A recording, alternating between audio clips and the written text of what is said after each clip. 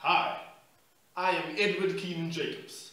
I am coloured, I am a male, but most importantly, I am African. After thousands of years of imperialism and colonialism, the world has developed this perception of Africa. And many of these perceptions are as a result of the way we view ourselves. So until we revolutionize the way we perceive ourselves, we can't expect the rest of the world to change their perceptions of us. So we, as the future generation and the leaders of tomorrow, need to make a change within and bring about a positive change, but not only in South Africa, but in ourselves. Thank you. Did someone say freedom?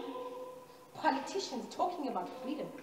That's basically like a family of chickens celebrating Safety Day and inviting a family of foxes to do the speeches. And yet, we still chilling. Year after year, our politicians still suck us in. We still get angry and despondent when they don't deliver. We're still shocked when they say stupid, dangerous nonsense that gets people killed. And yet, we still tune in. I mean, a king who costs us 59 million rand a year, calling foreign nationals lice, and he's a traditional leader. So I guess that's okay because tradition is good, right?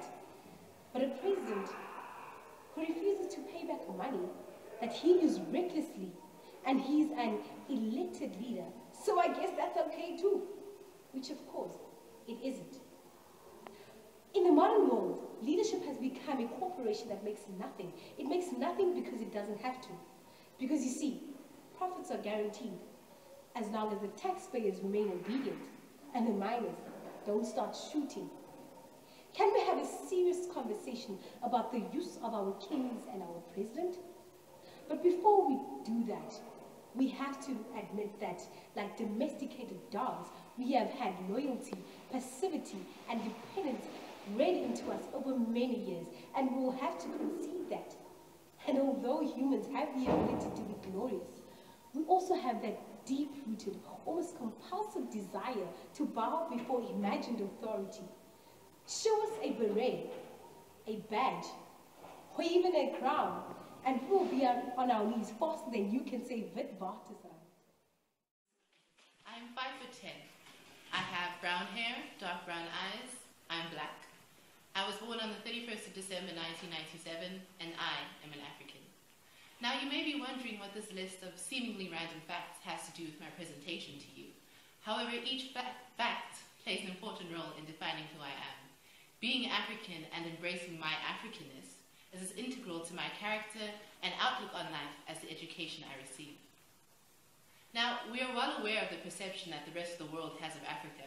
They perceive Africa to be this big, dark continent where people live outside and sleep outside in the open and live in perfect harmony with wild animals.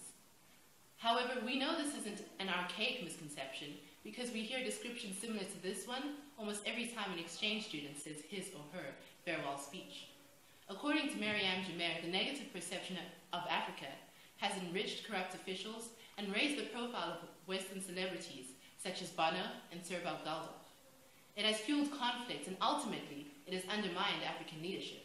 It has not helped move Africa forward, nor has it ended the conflict, protected the vulnerable, cured the sick, or educated the illiterate. The failure to represent Africa fairly has reinforced Western prejudices and deflected international cooperative goals from what should have been their core objectives. Africans have become the recipients of often counterproductive aid instead of active participants and positive change. Now, as I mentioned previously, I am Nigerian, and we are a very proud people. Proud of our languages, our culture, our music, our clothes, our identity. So why is it that we are losing touch with who we are? Young Africans are losing interest in being African. They are eagerly trading in their clothes, their languages, their culture, their identity for that of the West simply because they think that being African isn't good or cool enough. How many of you watch American television programs? Programs such as Pretty Little Liars, Vampire Diaries, The Ellen DeGeneres Show. How many of you watch local television programs like Lokshin Bioscope, Generations, Isidingo? The only reason why local television programs, music, and movies are not as popular as those that come from the West is because we do not promote them. We do not studiously watch Ajax Cape Town or Bafana Bafana matches. We do not go out of our way to watch movies made by Africans or music made by Africans. The only reason that being African isn't good or cool enough is because we do not put ourselves on that pedestal.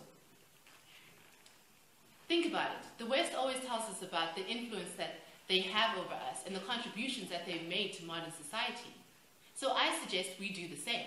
I suggest we start a movement, a form of reverse colonization, if you will. But instead of taking back what was taken from us, we take over their worlds. Show them our beauty, our color, our warmth, our vibrancy. Show them that yes, Africa is dark, not due to the absence of light, but rather due to the complete absorption of it. Africa is therefore the only place where the light can be found. A nation is only a nation when it complies with the fundamental principles of Ubuntu. How dare we lay a hand on our brothers and sisters? Are we not Africans before South Africans? Xenophobia is a blot on our beautiful nature. We claim to have a country as beautiful as models, but do we have the hearts of angels? Brethren, it does not drink from the cup of bitterness and hatred, for these are of no value to us as South Africans. Let us live and strive for freedom in South Africa, our land. Let us all be proud South Africans. Ngozi, Sikelela i-Afrika. Lord, bless Africa.